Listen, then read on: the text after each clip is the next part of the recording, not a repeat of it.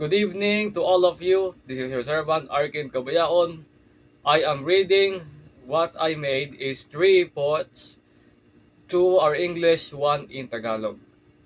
This is for my birthday. The last minor journey. It is one last to go right now. I am saying goodbye to my childhood. I am bidding farewell to my life as a teen, the last minor age of my life, the 17th year of my life. I thank Jesus for helping me on this journey.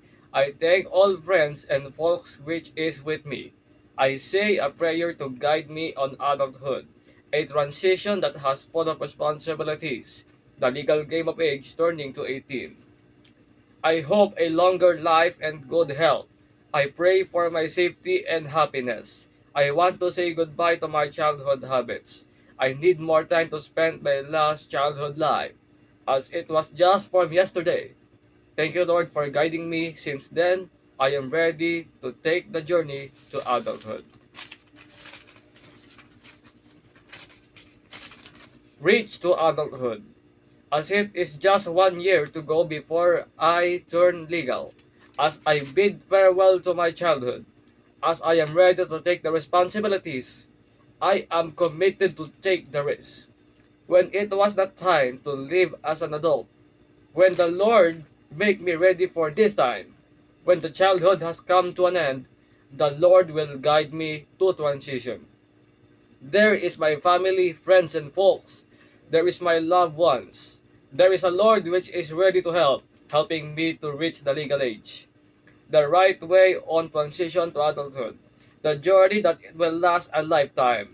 I am already committed and ready to reach the age and to take the risk, the reaching of adulthood. Ang pagtanda. Sa panahon na ako ay magiging legal na, sa oras na isa na akong may isip, sa araw na darating o ang tamang panahon, inihahanda ko ang aking sarili bilang isang binatang nasa tamang edad. Sa aking pagtungtong sa huling taon ng pagiging menor, aking hinihiling sa may kapal at sa altar na ako ay gabayan sa pagtanda at matulungan ng aking sarili sa legal. Ang tangi kong dalangin ay maging ligtas at masaya, protektahan ang aking pamilya at reputasyon sa pagdating ng tamang edad sa aking sarili at mahabang kalusugan at pagiging mahusay. Ang tamang panahon para sa akin, laging nakabantay sa aking transisyon sa tulong ng Panginoong Diyos, pamilya at kaibigan.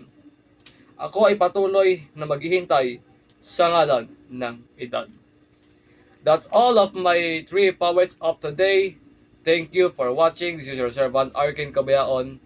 Thank you and bless me a happy birthday.